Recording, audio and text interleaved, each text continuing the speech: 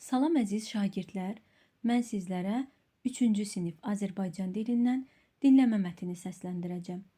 Bayraqdar əsgər.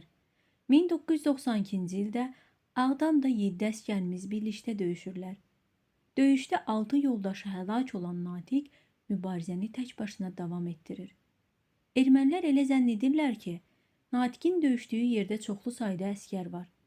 Odur ki, əsir və girov götürülmüş Xocalı sakinlərindən birini Cəfər müəllimi çağırıb ona deyirlər ki, Azərbaycanlı döyüşçülər təslim olmasalar, sizi güllələyəcəyik.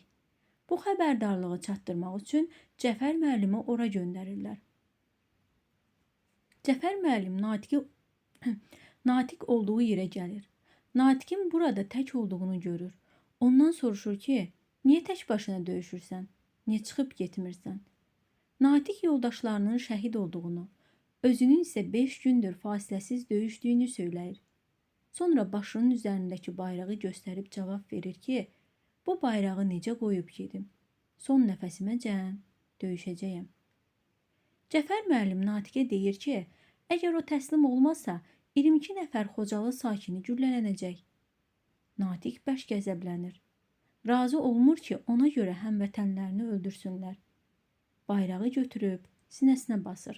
Sonra onu başı üzərinə qaldırıb çölə çıxır. Düşmənlər irəli gəlməyə qorxurlar. Cəfər müəllimin işarəsindən sonra tökülüşüb gəlirlər. Onun üst başını axtarırlar. Tək olduğuna inanmırlar. İçərini atəşə tuturlar. Heç kimin olmadığını görəndə daha da qəzəblənirlər. Başa düşürlər ki, günlərlə onlara müqavimət göstərən elə bircə nəfər imiş. Onun qəhrəmanlığını Azərbaycan xalqı heç vaxt unutmayacaq.